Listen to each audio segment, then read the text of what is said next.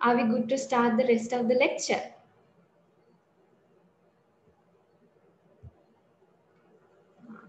Right.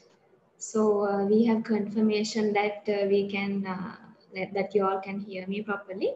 So since we mentioned that we will start the lecture in 15 minutes, let's start the rest of the lecture now.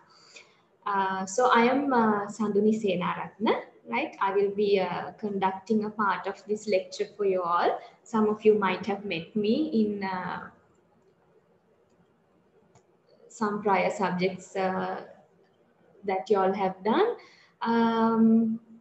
So I hope we have a good participation. Yes, I think it's a good, reasonable participation for us to start the lecture. Right. So if you have any questions along the way, you can always unmute and ask the questions, right? Or else you can use the chat facility to send in your questions and we will respond to them. You can always unmute and ask the questions, but please do not unmute unless you are required to speak. That because it will disturb the others, right? Okay. So let's continue with where Miss Piruni has stopped. Now you all know that there are 3 dimensions under which we can look at information systems, right? We understood there are 3 dimensions as organizational, technical, and managerial. Right? Now you have learned about the organizational dimensions and various aspects that organizations should consider under the organizational dimension when you are, say, going to maybe implement the information system or when you're going to interact with information systems within your organization. Now we are going to look at the second dimension, the management dimension of information systems, right? How this role of management becomes important when it comes to interactions which happen with information systems, information technology within an organization, right? Okay. So first this says managers perceive business challenges in the environment. That is true, right? In any organization, the management has a crucial responsibility to understand or to perceive the challenges which are coming from the environment towards their business organizations, right? It is a part of their responsibility to actually foresee these challenges before they occur, right? So they have to have a very good understanding about what is going on around the environment, external to their organization, what is happening, and according to those changes which happen in the environment, what sort of challenges that could come in the way of our organization in the future, right? So a manager should have a very good ability at understanding these kinds of challenges, right? So the next point says, they set organizational strategy for responding to business challenges. So not only understanding the challenges, managers should also be able to respond to these challenges, right? So in order to respond to challenges, what do organizations usually do? They should have a proper strategy, right? Now, for example, in this current, if we consider this current situation which we are experiencing a pandemic period where businesses are, some businesses are threatened, some businesses are challenged, right? They cannot continue with their ordinary business model. They have to make changes in the way they work, right? So these are challenges which come from the external environment. So how do organizations respond to it? Through strategies, right? Sometimes retail businesses, we have to come up with new strategies to go online, right? You may have to sometimes follow a hybrid method, right? Now some supermarkets, they almost every supermarket now do home deliveries where customers can place online orders. So these are actually strategies, right? Different strategies that organizations come up with in order to counter or in order to say mitigate those threats and challenges which come from the environment. So who are responsible for bringing these strategies? It is the management, right? So it is the management's duty to respond to these challenges. So how do they respond? කොහොමද මේ strategies ඒගොල්ලෝ devise කරන්නේ නැත්නම් implement කරන්නේ? So the next point says they allocate human and financial resources to coordinate the work and achieve success, right? So in order to come up with good strategies, what do? They allocate human resources, financial resources, and there can be many other resources within an organization, right? So these different types of resources, they combine them and they allocate them in appropriate proportions so that the work, the routines, the processes within the organization are sort of rearranged in a way to successfully execute these strategies. Right? Sometimes they might have to do new recruitments. Sometimes they may have to change the business processes that are currently happening. Sometimes they will have to revise the budgets, right? Budget provisions if they are not enough to execute the new business strategy. Sometimes they will have to revise them. Sometimes they will have to think of new ways of sourcing finances. So likewise, these resources are being reprogrammed with the aid of management, right? Then, but managers must do more than manage what already exists. Now, managing what is already there in the business is not enough to face these challenges, it seems, right? Now, already the organization has a resource base, they have human resources, they have financial resources, right? So, this current resource-based management is not enough alone in order to face the challenges successfully. Then what else should there be? They must also create new products and services and even recreate the organization from time to time. So this is very crucial, right? So just managing the status quo is not sufficient. Then what should be done? The management should be able to come up with new products, new services. Now in the previous section also, Ms. Piruni explained to you what sort of new products and new services have been introduced, right? With the advent of new technologies, with the advancements of technologies, right? So you have been given a few examples also about these new types of products and services. So I'm not going to once again repeat what sort of examples that you can take here. So in order to come up with such new products and services and to recreate the organization, that means, to change the way the organization works, to reorganize maybe the structure of the organization, right? Sometimes you may have to recreate the business processes, right? You may have to change the existing pattern, right? And introduce new products and services. So why is it important for organizations to introduce new products and services? Or why is it important for organizations to recreate or renew their business model and structure? Why? Can anyone tell me the reason?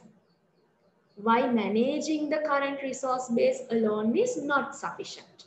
Why do management need to introduce these kinds of new products and services? ඇයි පවතින සම්පත් විතරක් පවත්වාගෙන යන එක මදි කියලා අපි කියන්නේ. ඇයි අලුත් භාණ්ඩ හා සේවා ඉන්ට්‍රොඩියුස් කරන්න ඕනි කියලා කියන්නේ ඕගනයිසේෂන් එකක් වුණාම. ඇයි අපි කියන්නේ ඒක නව්‍යකරණය වෙන්න ඕනි කියලා කියන්නේ හේතුව මොකක්ද? Can anyone answer? Any ideas why you think it is necessary?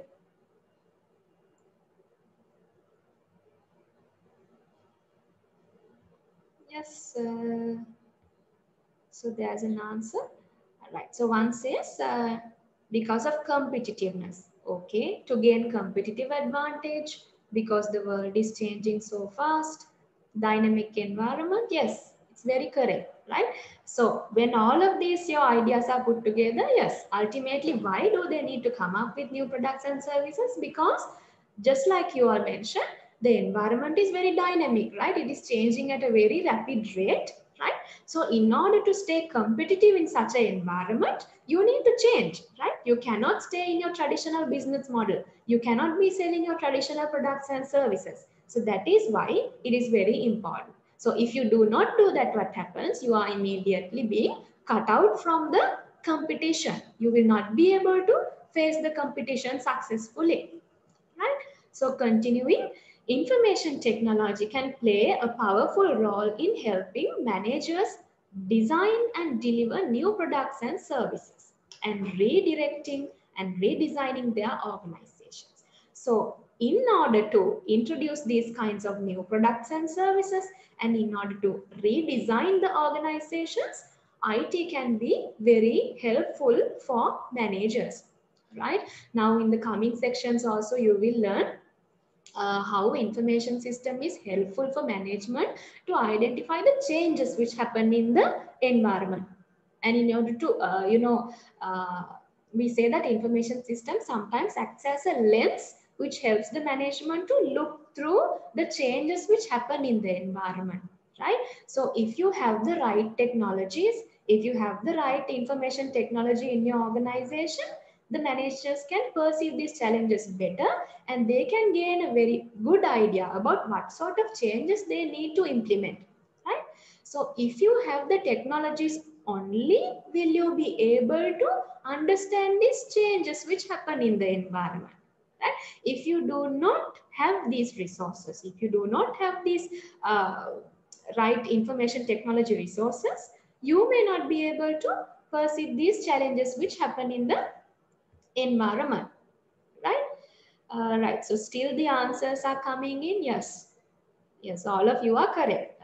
Mostly your idea has been because we are operating in a turbulent environment, technology needs, business needs technology in order to survive. Yes, so all your answers are correct. So technology is very helpful for management in order to design these kinds of new products and services, right? And in order to change their current organizational structure, right?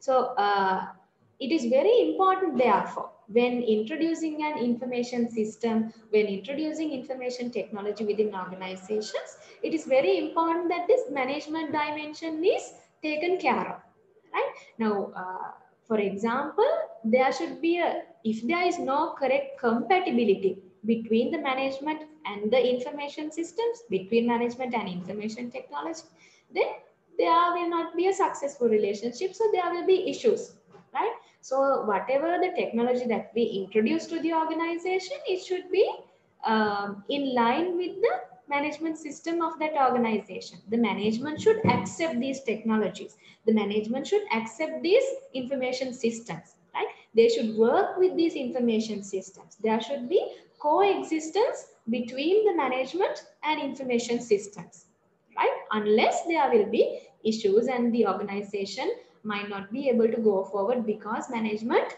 will not be able to understand the changes which happen in the environment, right? That is why we say it's very important to consider this dimension when it comes to looking at information systems.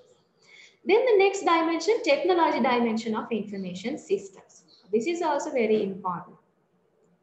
IT is one of many tools managers use to cope with change, right? Like I mentioned in the previous slide also. Now, like I mentioned in the previous slide also, management has to have the help of information technology in order to implement changes or in order to introduce changes. IT එමනතන් තොරතුරු තාක්ෂණයේ තියෙන්න ඕනේ කළමනාකාරීත්වය මේ වෙනස්කම් එහෙම නැත්නම් මේ changes organization එකට introduce කරනකොට. හරි? So what sort of technologies or what sort of tools are there which are helpful for management to bring these changes, right? Here 3 examples we have mentioned: computer hardware and software, right? You are aware of these concepts already. And then the organization should have proper data management technology, right? And then also networking and telecommunications technology. Now, computer hardware and software, you are familiar with, right? So the physical requirements should be there, the proper physical equipments, right? Technological physical equipments should be there. And also the right softwares which support these, which are compatible with these devices should be there within the organization. Also, data management technology is also very important because data plays a very important role in management of a business, right? We sometimes say that data and information are the fuel of an organization. It runs the organization. Now, in the current context, you will learn these things as we go along the lecture. There are concepts such as big data coming in, right? Where data is coming to the organization from multiple sources, right? Not only transaction data. There are data coming from websites that the organizations run, from maybe emails, right? So likewise, from a very vast range of sources, the organization keeps collecting data, right? So these are in multiple formats. They might be structured data, unstructured data. You will be learning about these concepts in thorough as we go along this lecture series. Right? So in order to manage these data, organizations should have a proper technology, right? If they don't manage this data properly, then the organization might not be able to get the best use out of the data. What do these data mean? The organization has to understand that. Or how can we use this data in order to make proper decisions? How can we use this data and information to gain competitive advantage, to increase our profitability? So in order to do this data should be managed, they should be analyzed, right? They should be processed in a proper way. In order to do this, organizations should have a proper technologies, right? Maybe database management technologies, right? And there are other many types of technologies. You will learn about these things as we go along the lecture. So these things should be there. And also networking and telecommunications technology. Now we have computer hardware, software, we have technology to manage the data arising from different sources around the business. So that is not enough. Right?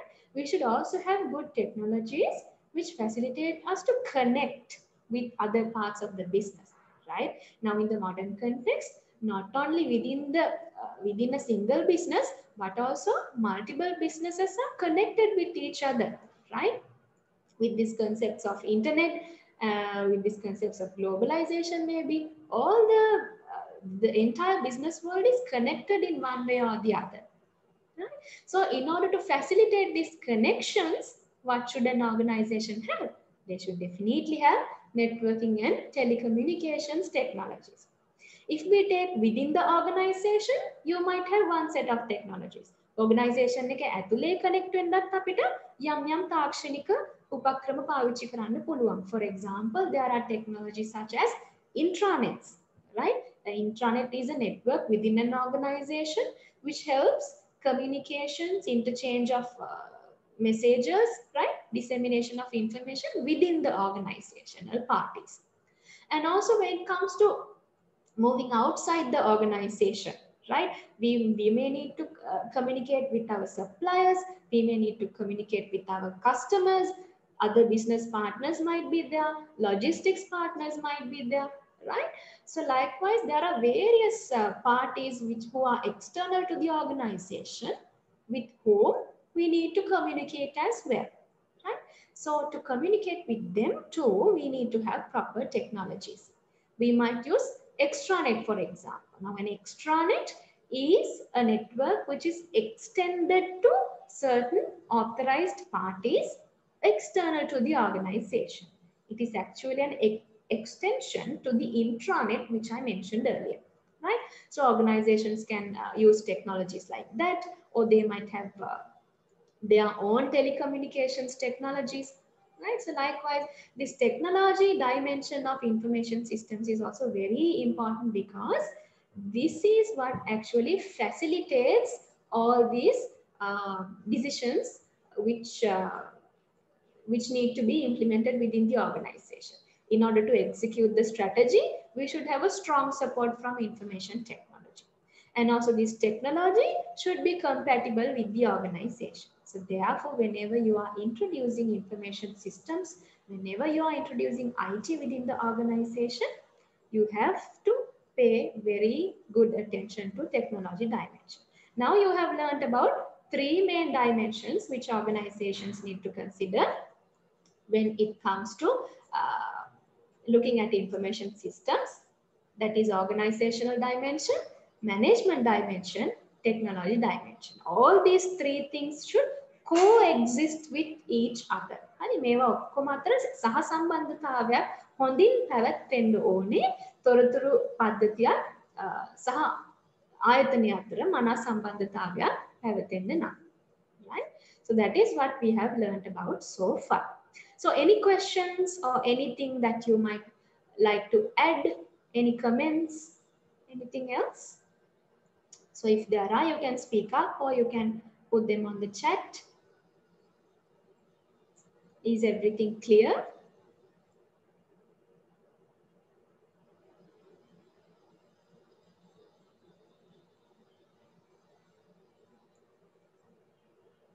Right.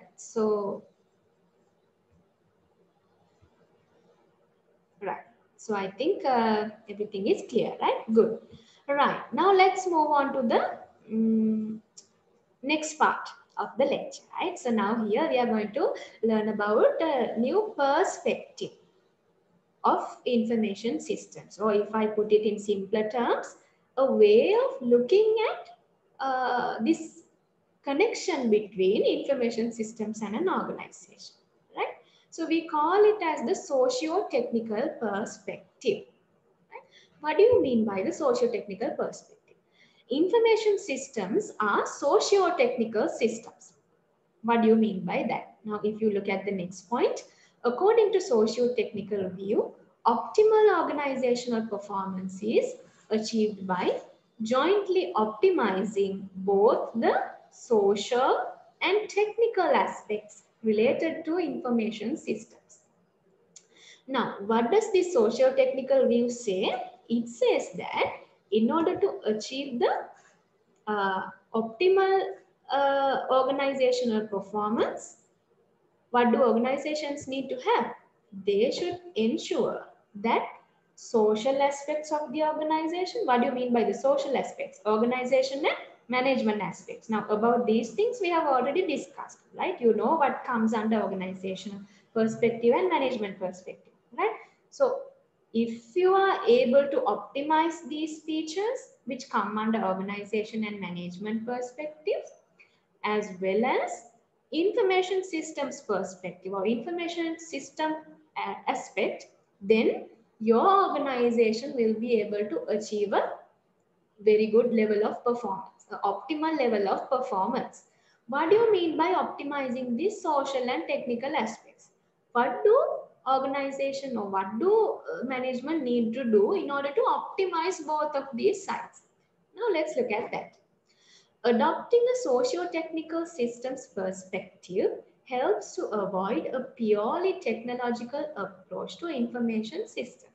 That means, now when an organization looks at themselves in a socio-technical perspective or in a socio-technical point of view, we call it the සිංහලෙන් අපි මේකට කියනවා සමාජ තාක්ෂණික දැක්මක් කියලා. හරි. ඒතර මේ සමාජ තාක්ෂණික දැක්මකින් organization එක දිහා බලද්දී when we look at organization in a socio-technical perspective, it helps the organization to avoid a purely technological approach. That means if you are looking at the organization in socio-technical, technological or technical perspective, then you don't look at the organization in a 100% technological approach to information systems.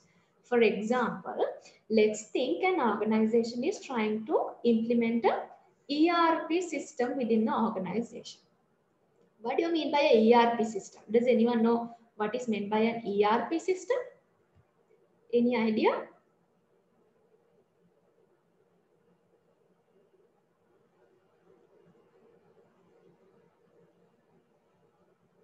Any idea what is a ERP or enterprise resource planning system?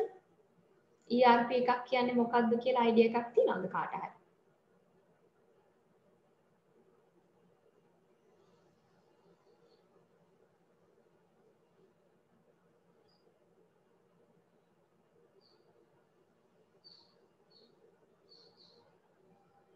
Right. So we have one answer, integrating all functions of management, integrating systems for all functions of organizations. Yes, good. You have some idea, right? Yes. ERP is actually, it's an integrated software which helps to connect all the units, all the functions or different departments within an organization, right? So for simply in simpler terms, let's think of ERP at this point in that manner. As we go forward in this lecture, you will be able to learn in detail about ERPs as well, right? So let's assume that this organization is going to introduce this kind of a ERP to the organization, right? Now when implementing this ERP system, if the organization is having a socio-technical perspective, right, this organization will not only consider the technological aspects of this ERP. Then the ERP එක implement කරනකොට 100% technological perspective එකකින් විතරක් බලනවා නම් organization එක, හරි, ඒගොල්ලන්ට මගහැරෙන්න පුළුවන් organization එකේ වැදගත් aspects. මේක කොහොමද management එකත් එක්ක compatible වෙනවද, අපේ ආයතනයේ වැඩ කරන විදිහත් එක්ක මේක compatible ද, අපේ structure එකත් එක්ක මේක compatible ද, එතකොට අපේ business model එකත් එක්ක මේක compatible ද, ඔන්න ඔය වගේ දේවල් මගහැරෙන්න පුළුවන් organization එක 100% තාක්ෂණික දැක්මකින් විතරක් මේක දිහා බැලුවා. Right? So that is why we say in order to avoid 100% technological perspective, you need to have a socio-technical perspective, right? So in order to optimize the firm's performance as a whole, both the technical and social components need attention. So like I mentioned earlier, so what then needs to be done?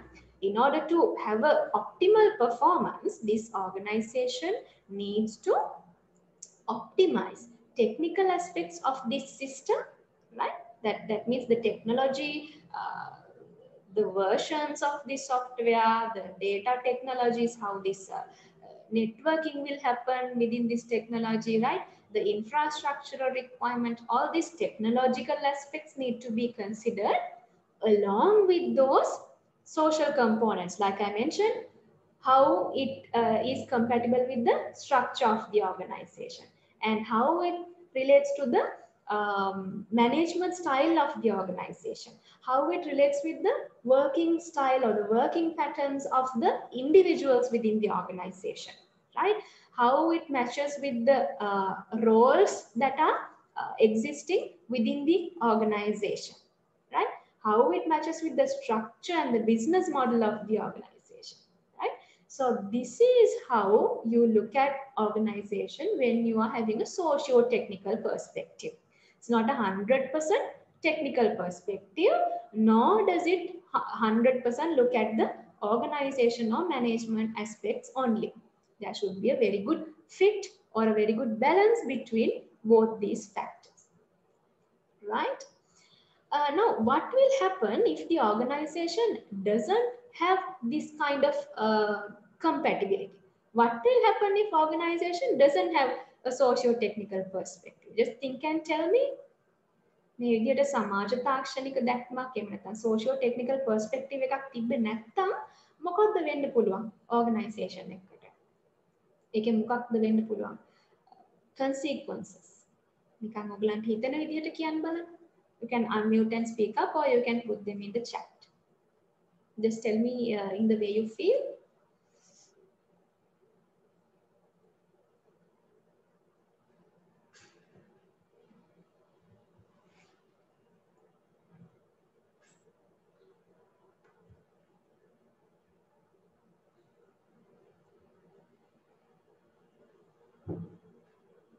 Any idea?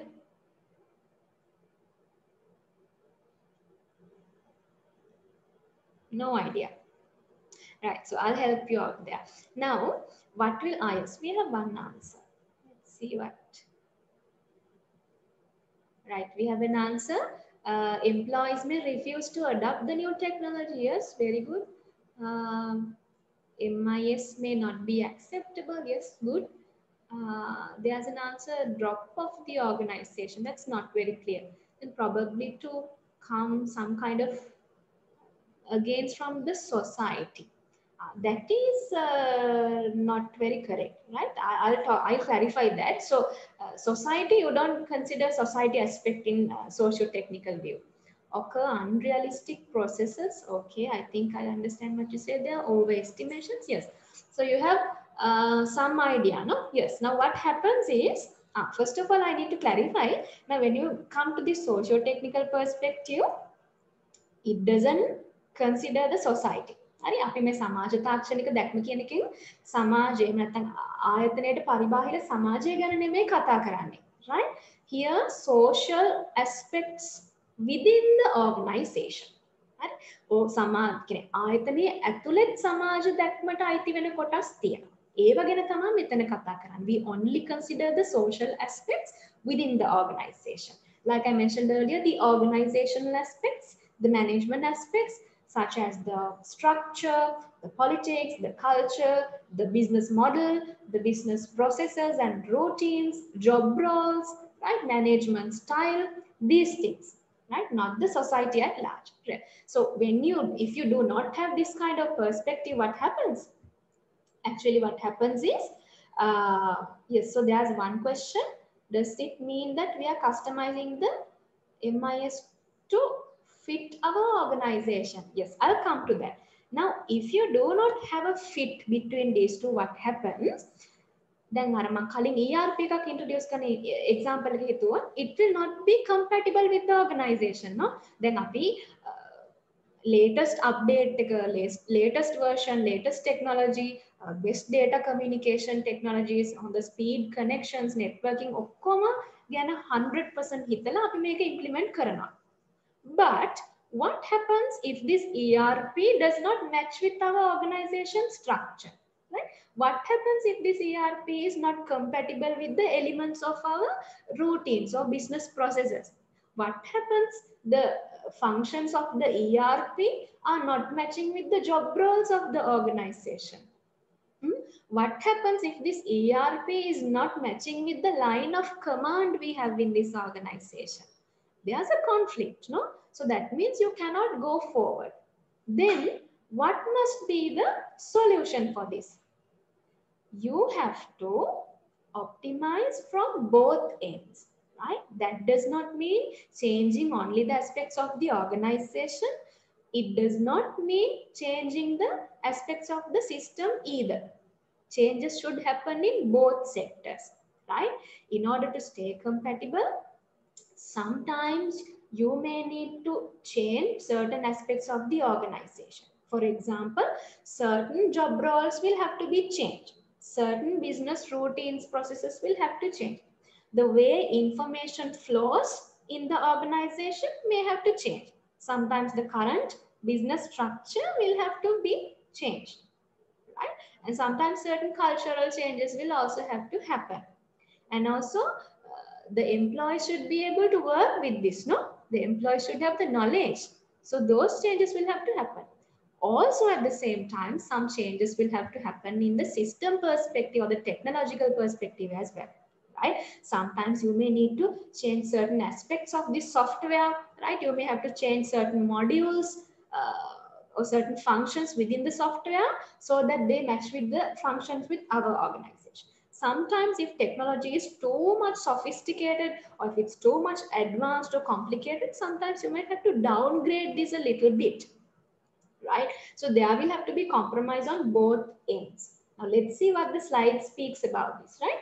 This means that technology must be changed and designed in such a way as to fit organizational and individual needs, like I mentioned earlier, right? Some changes need to be made from technological point of view. Sometimes the technology may have to be de-optimized to accomplish this fit. Like I mentioned, if this technology is very difficult for the employees to work with, you may have to de-optimize. Sometimes little downgrading will have to be done. Let's say de-optimize, right? Organizations and individuals must also be changed through training, learning, and planned organizational change to allow the technology to operate and prosper. Not only from the technology and the organization also need to prepare for this new implementation of the ERP, right?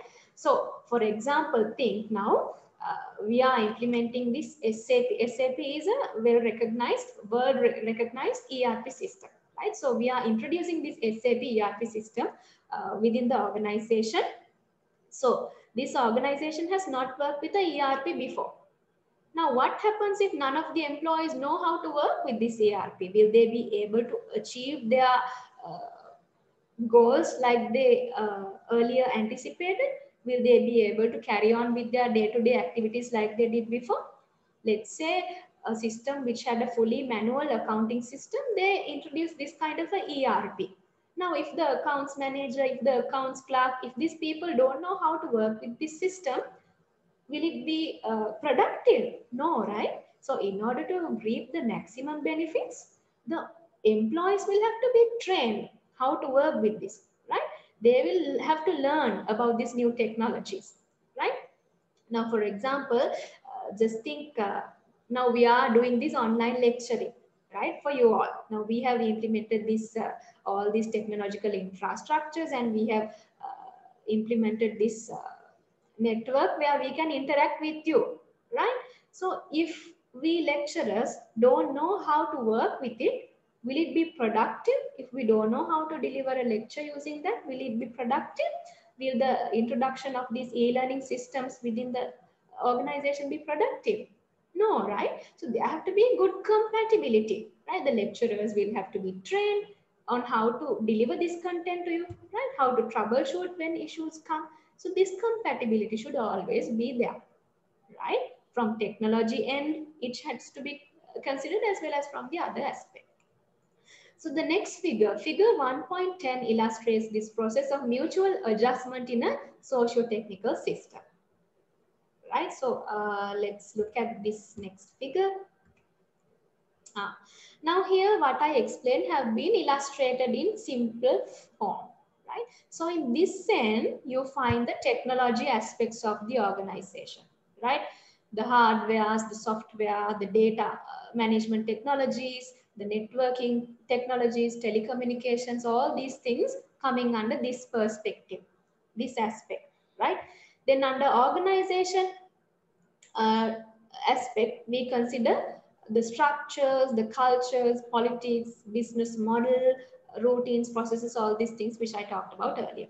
Now, at the initial point, there is a huge gap between these two. See, alternative one. Now, let's continue our example of introducing an ERP to an organization. Right? Organization එකට ERP එකක් introduce කරන example එකෙන් ඉඳන් ඉස්සරහට ගියොත් දැන් මේ alternative one. In this scenario one, there is a very huge gap between technology aspect and the organization aspect, right? There's a huge mismatch between the two, right? So if there is a mismatch, then what the organization can do, they can try changing a little bit. They make certain changes in technology, they make certain changes in organization. They see whether it fits now. Still there's a gap.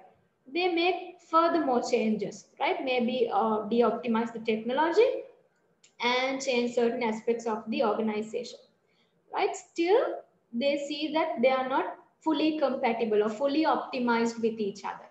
Then finally, as they go on exploring alternatives like this, or as they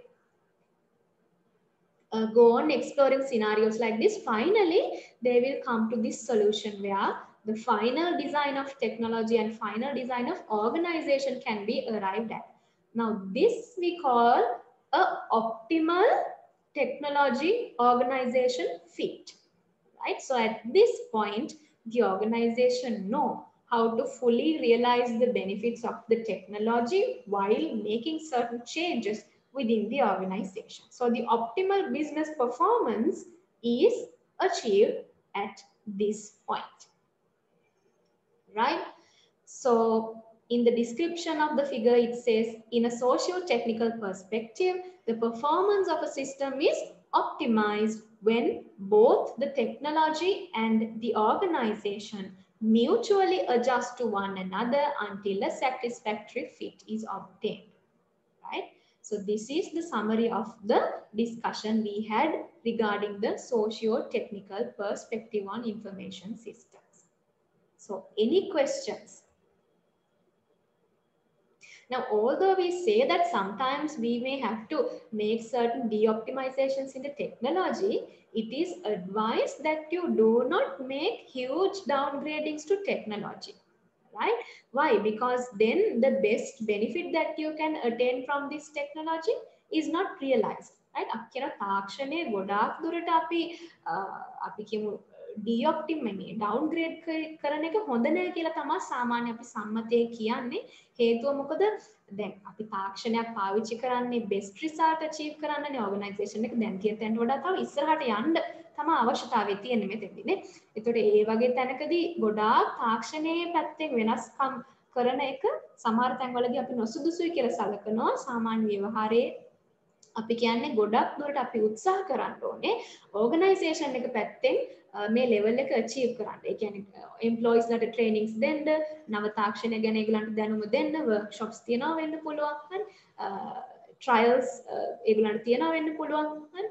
ඒ වගේ අපි කියන්නේ ගොඩක් දුරට තාක්ෂණයේ පැත්තෙන් ඩීඔප්ටිමයිසේෂන්ස් කරන එක එච්චරම සුදුසු නෑ කියලා තමයි කියන්නේ. නමුත් ඒකෙන් අදහස් වෙන්නේ තාක්ෂණය ඒ ලෙසටම පාවිච්චි කරන්න ඕනේ කියලා යම් යම් වෙනස්කම් සිද්ධ කරන්න වෙනවා අතර මැදදී. හරි. ප්‍රශ්න තියනවාද social technical perspective එක ගැන? Is everything clear? Can we move forward? Now remember very carefully what I mentioned. When you talk about social technical perspective, usually in examinations also students tend to talk about the society. It is incorrect, right? It's completely wrong if you mention the society. That organization needs to consider about the society, right? That is a wrong answer, right? So that is why I explained it 2-3 times in order for you to understand the distinction clearly. All right. So I think we can move forward, right? Right. So now we are coming to a new concept, the last concept that we are going to talk in this lecture, complementary assets, right? What do you mean by complementary assets? Complementary assets, organizational capital and the right business model.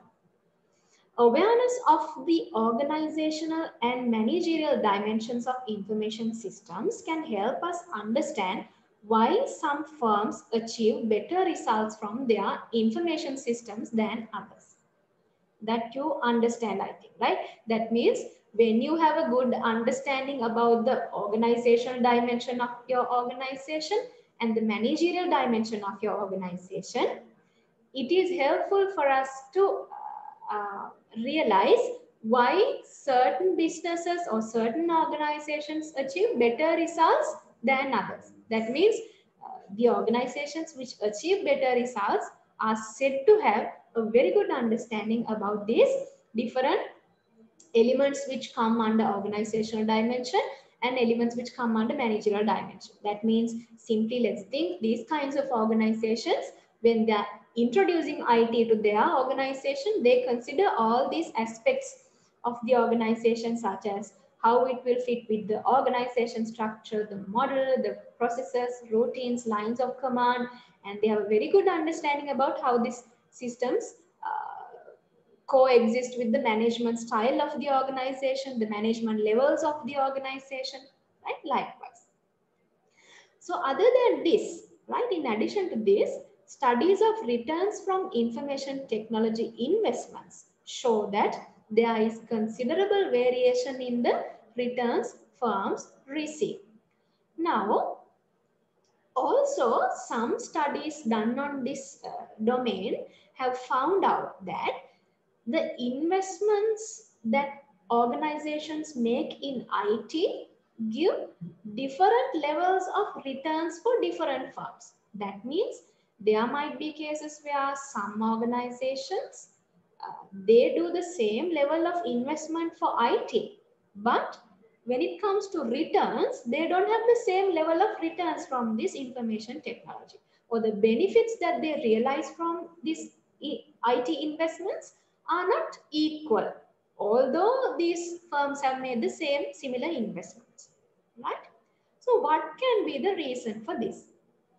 If you look at this figure, shows the variation in returns on information technology investment, right? Now on the x-axis, we have the IT capital stock relative to the industry average. Let's think this is the investment in IT, right? Then on the y-axis, you have the productivity related to the industry average. Let's consider this is the returns, right? So investments and the returns. Any questions? I think we have a raised hand. So if there are any questions, you can ask, right? Okay. So like I was saying, we have investments, IT investments, we have returns. Right? IT investment එකට අපිට හම්බෙන return එක තමයි මේ පැත්තෙන් පෙන්නලා තියෙන්නේ. Right. Now, there are 4 quadrants in this diagram. 1, 2, 3 and 4. Now, if we consider some organizations are there who have low level of investment, right? And productivity is also low, right? If we move towards this side, right, the investments becomes higher. Some organizations, they have also attained a higher level of productivity. Also, if you observe, some organizations, they have a similar amount of investment but different levels of returns. So what is the reason for this? There is a variation, right? දැන් එකම විදිහේ investments එකම විදිහේ ආයෝජනයන් කරලා තියෙනවා තාක්ෂණයේ. නමුත් හම්බෙලා තියෙන returns වෙනස්. මේ dots වලින් represent කරන්නේ different organizations, right? These blue dots refer to different organizations within the industry, right? So if you look at this figure, what do you think is what sector do you think is realizing the best benefit?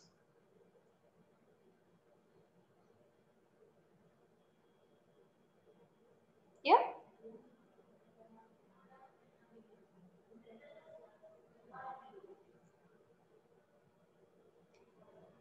With respect to investment and return?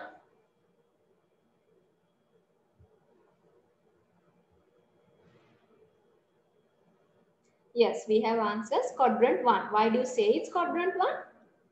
Because from a low level of investment, you have been able to realize a high level of productivity, no? Right. So then, what is the reason why some organizations, now let's, if we look at this line of dots, now for the same level of IT investment, this organization has achieved high level of productivity. But for the same investment, this organization has received a low level of productivity. Same level of investment, this organization has received very low level of productivity. What is the reason for this? Now, if you look at the description, although on average, investments in information technology produce returns far above those returned by other investments, there is a considerable variation across firms. What is the reason for this? Yes, so some answers are there. Level of technical skills of the employees. Some answer because of the type of investment. Productivity can be varied. Right. So there are various answers. Now, in general, the reason for this variation has been identified in information systems research as complementary assets, right? The figure 1.8 suggests that investing in information technology does not by itself guarantee good returns. That we have understood, right? Just because you make huge investments in IT, it doesn't mean that maybe your organization is making $1 million investments in IT, but that investment alone does not ensure that you will get good returns. That we saw from the figure, no? So what accounts for this variation among firms? Why do organizations experience this kind of difference? The answer lies in the concept of complementary assets. Now let's look at what are complementary assets. Complementary assets are those assets required to derive value from a primary investments. Complementary assets are what? Assets required to derive a value from a primary investments. That means in order to arrive the best return out of the investment, you need to have another asset coupled with this investment. Now, where else have you learned about this concept of complementary assets? You have learned about this in A-level economics, haven't you?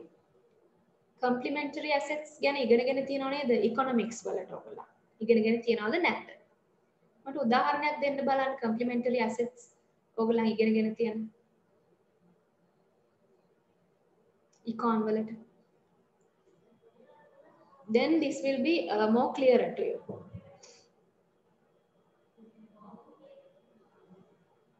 Any idea?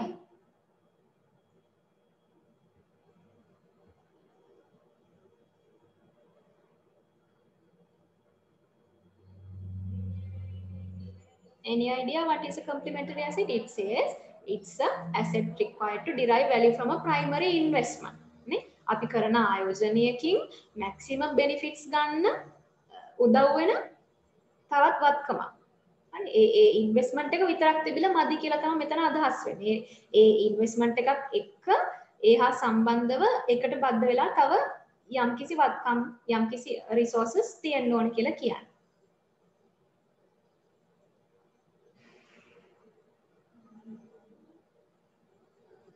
ඔගලන් අනුපූරක වත්කම් කියලා ඉගෙන ගත්ත නේද? econ වලට. What did you learn there? Can you give me an example? Yes. Now this person says tire and tube. Can you remember? Then you need to have a tube in order for the tire to operate, right? Then tubeless tires again hitanne epa. Let's think it's a tire which needs a tube, right?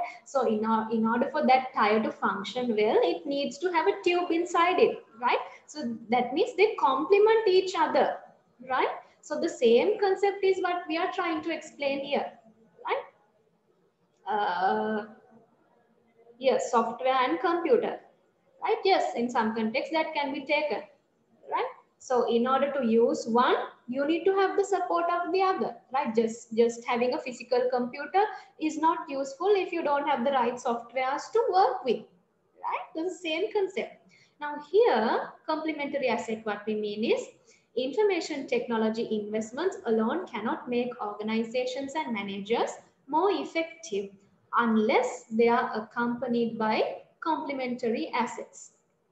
දැන් තොරතුරු තාක්ෂණය කරන ආයෝජනයන් වලින් best results ගන්න නැත්නම් වඩාත් කාර්යක්ෂම results ගන්න නම් right ඒවත් එක්කම එකට බද්ධ වෙච්ච මේ වගේ අනුපූරක වත්කම් එහෙම නැත්නම් complementary assets තියෙන්න ඕන කියලා කියන්නේ.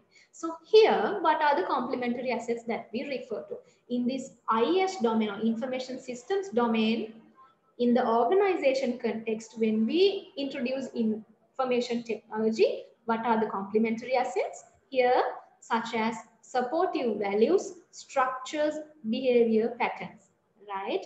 Although you might not view these concepts as assets, මේව දිහා බලපු ගමන් asset එකක් කියලා හිතුනේ නැති වුණාට, right?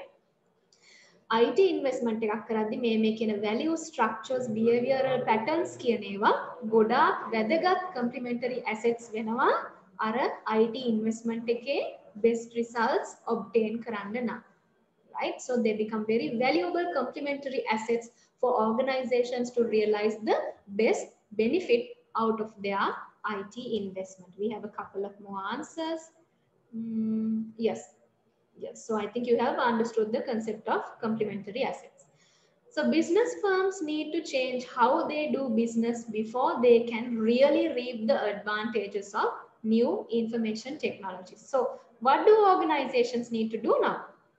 They need to make certain differences, certain changes, certain adjustments in the way they do business before they go for these huge investments in IT. Right? So some firms fail to adopt the right business model that suits the new technology, right? So there are certain cases where organizations make investments in IT, right? They bring the best technology, the best sophisticated technologies for the organization, but in the part of the business, right? They don't provide supportive assets for this investment to reach the maximum value within the organization, right? For example, now let's think our business model is not suitable for this type of technology, right?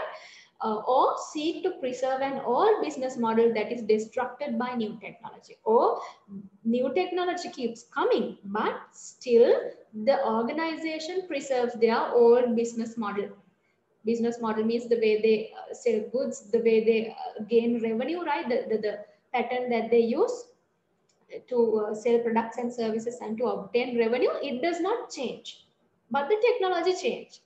So when that happens, does our model or does our business structure support that new technology? No.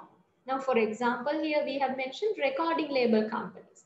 Now, earlier, right, so many years ago, these recording label companies was the way how people used to watch movies, right?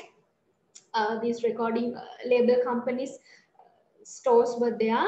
People could go and buy the tapes of the movies or the songs that they need to hear or watch, right? And they would come home, use a device to insert these pieces, and they will listen to them or watch them, right?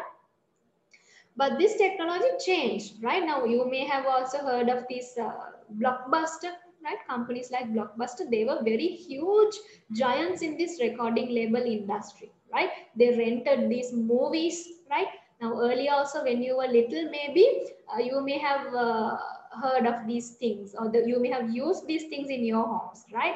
Where people used to rent these movies, come home and watch, and sometimes purchase them and come home and watch. But now, is it the same model that exists? Do you ever visit a physical store to buy a movie, maybe a DVD, come home, put it in a DVD player and watch it? Or use your other device and watch it? Very rarely, no? Almost none of you might be doing that. Now we have other options. What other options do we have instead of this? There's Netflix, right? There are downloadable movies online. There are so many facilities where you can live stream, right? So there are so many facilities where you can watch online, you can subscribe for services. So the business models have changed, right? So this Netflix is a new business model, no? It's a fully online business model. Now, these companies like Blockbuster, they went down. Why? Because when these new technologies emerged, they did not change their old business model, right? They relied on their old business model. They thought they could continue with it, but ultimately they failed. So for some time, there might be some existence, but in the long run, you do not have an existence if you do not make changes to be compatible with this new IT investments. Right? So that is the importance of having a good base of complementary assets within your organization, right? So let's learn about this in detail. Research on business information technology investment indicates that firms and firms that support their technology investments with investments in complementary assets receive superior returns. So these researchers done in IT investment sector, they have shown that those businesses which are supportive for these IT investments in terms of complementary assets, in terms of providing the right complementary asset for the organization, they are said to have better gains or better returns. Also, on the other hand, those firms failing to make these complementary investments receive less or no returns on their IT investments. That means those firms who did not provide the right complementary assets to their IT investments, like I mentioned that earlier example of Blockbuster, there may be a number of such examples which we can think of, where when organizations didn't adopt the right technological model and the structure, right managerial assets, right, they have failed. Can you give me a few examples for such industries which have failed to make the right investments in part of the business? Business එක පැත්තෙන් හරි විදිහට support එක හරි investment එකක් දීලා නැතුව technology එක පැත්ත විතරක් හිතලා business එක පැත්තෙන් වෙනස් වෙන්නේ නැතුව ඒ වගේ fail වෙච්ච examples මොනවාද? අපි හිතුවොත් right business model එක adopt කරපු නැති organizations, can you think of? Yes. So yeah, there are some examples. Kodak, yes. Nokia, yes, it's a correct example. Yes. So you have some idea, no? So these organizations, they used to rely on age-old business models and technologies, right? As time passed, they refused to change the way they did business, although the technology changes came, right? Now this Kodak, they used to roll the camera filming industry, right? But when digital cameras emerged, when different technologies emerged, they still relied on the age-old film reel business, right? So then they went out of business eventually, right? So that is just one aspect. There are so many other aspects of complementary assets that organizations can think of, right? Let's look at that in the next table. Following table illustrates complementary social, managerial, and organizational assets required to optimize returns from information technology investments, right?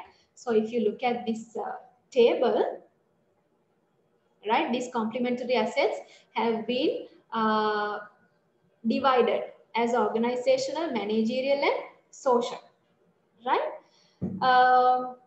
So if you look at these organizational assets, right, supportive organizational culture that values efficiency and effectiveness. Yes, organizational culture needs to be compatible with the technology investments we make, right? Definitely. Now, for example, think in our organization, we invest in let's think in the university system, right?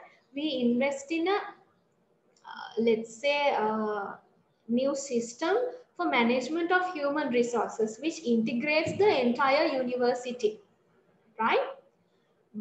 Let's say everything will be automated after this. Let's say our attendance and everything will be automated, right? So no longer writing in books and all that, applying for leaves, all other HR related matters are going through this system, and we made a huge $1 million investment on this.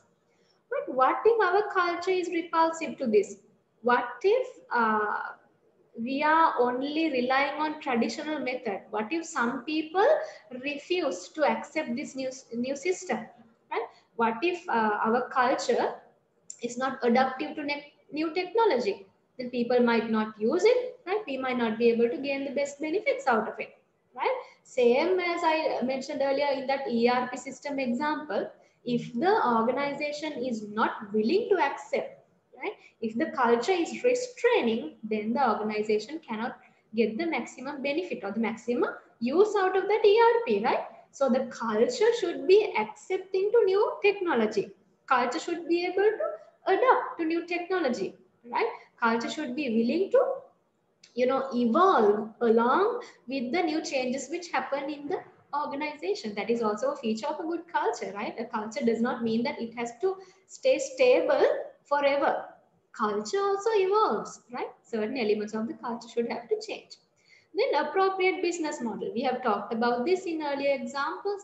Efficient business processes. Yes, our business processes will have to be fine-tuned. They will have to be refined. Some processes will have to be eliminated. Non-value adding processes will have to be removed. Sometimes processes will have to be automated. Some processes will have to run together, right? So as fits, the organization may need to make changes in the processes. And there has to be decentralized authority, distributed decision-making rights.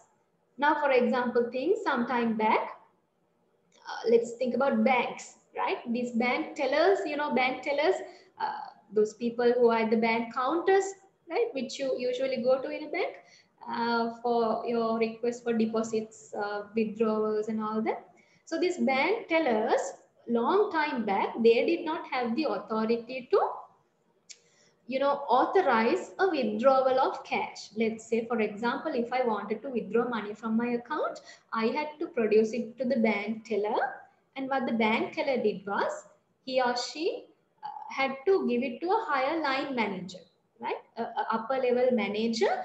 And the manager has mentioned, he maintains a cash register.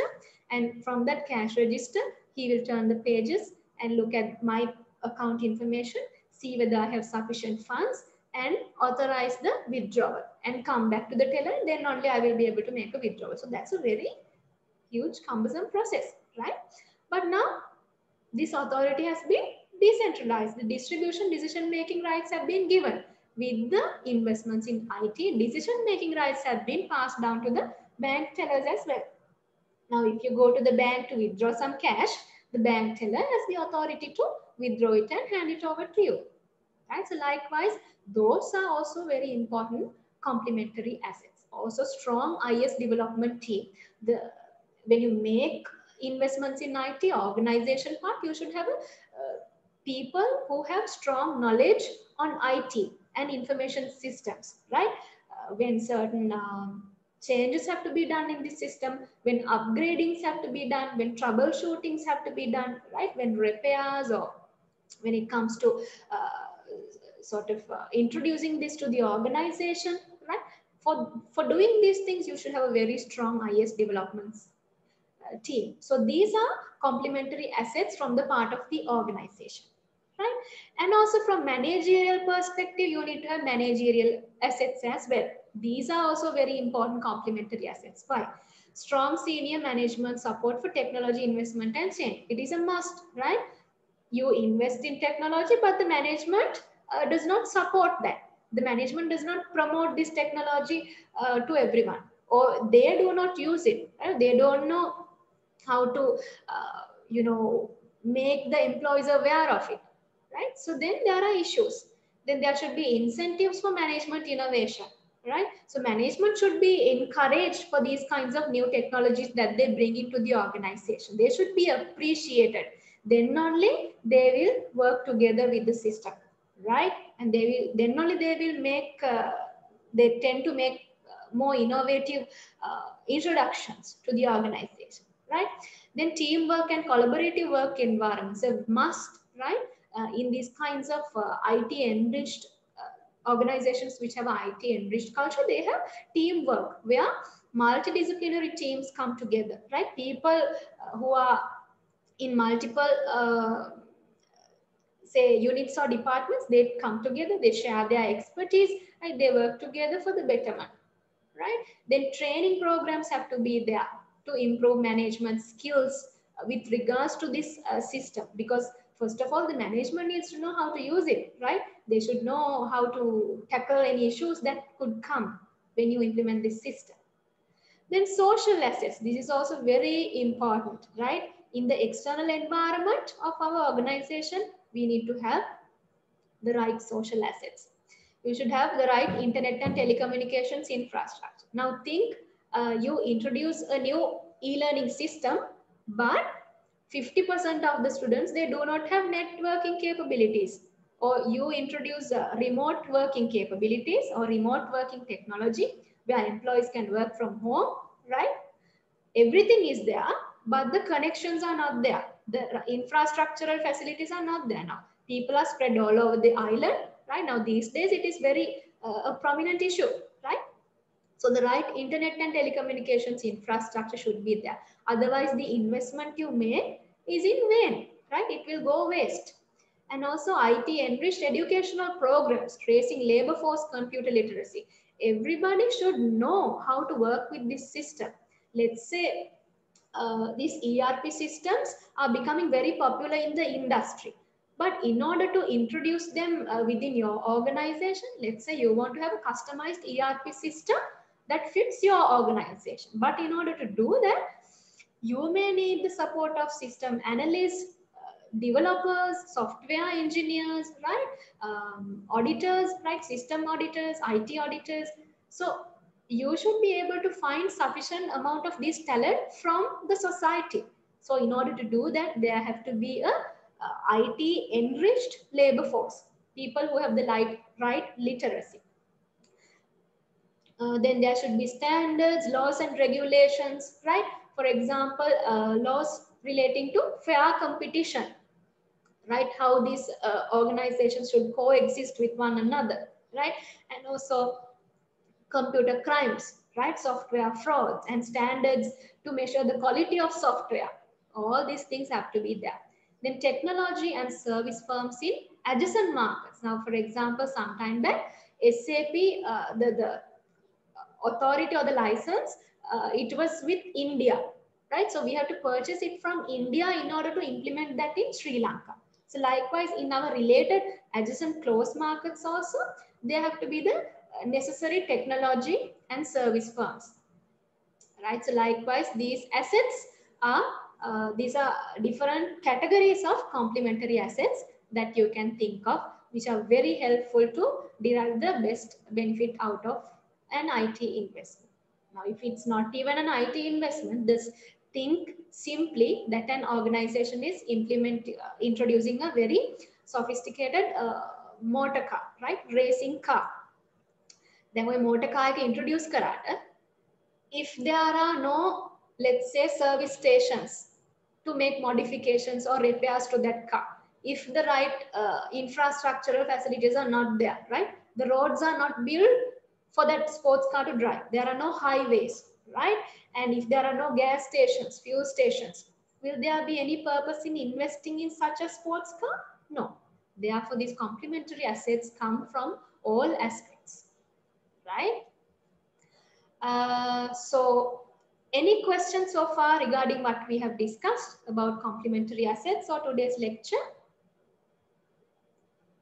Right, so if there are no questions, we would like to wind up, and also just to remind you that our next lecture will happen on the Thursday's lecture.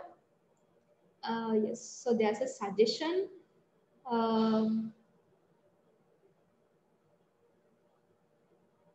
right, to change the format of the slides, right? Right. Right. So thank you for that suggestion. We will discuss it and see how we can give it to you in a printable manner, right? And also to announce you that we don't have lectures on next 29th Tuesday, right? And however, we will upload a recorded lecture to the LMS, and also on the next Thursday, 31st December, you will be having a lecture from 1 to 3 p.m. right? 31st, so just remember, on 31st December, you will be having a live lecture from 1 to 3 p.m. And for the other lecture, we will be uploading a recorded version of the lecture for which you can refer the LMS. So any questions, any clarifications? And also from the next chapter onwards, you will be getting a handout. So no need to worry about the slides, right? A handout which contains the subject matter. So whatever we are explaining from the slides, you can include and develop the handout, right? That will be your own personal note, right? So any questions? Is everything clear on complementary assets or anything else?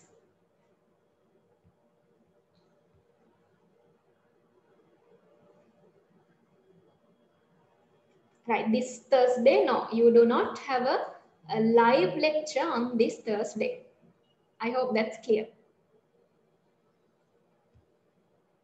Hi, එහෙනම් ප්‍රශ්න නැහැ නේද? No questions? What's this? Right, no questions. Okay, then thank you for your participation. I think now this communication issue has been resolved, right? The issue with the sounds has been resolved. So in the lectures going forward, you will not be having any difficulties in hearing or viewing the lecture, right? So if there are no issues, let's call it a day and wind up the lecture for today. So thank you for your participation. And for those who are celebrating, a very Merry Christmas, right? So we'll meet you on the last day of this year for the last lecture of this particular lecture series. And also make sure that you access the LMS to see the recorded lecture we will be doing and we will be publishing it on the LMS, right? Okay then. Have a nice day and thank you.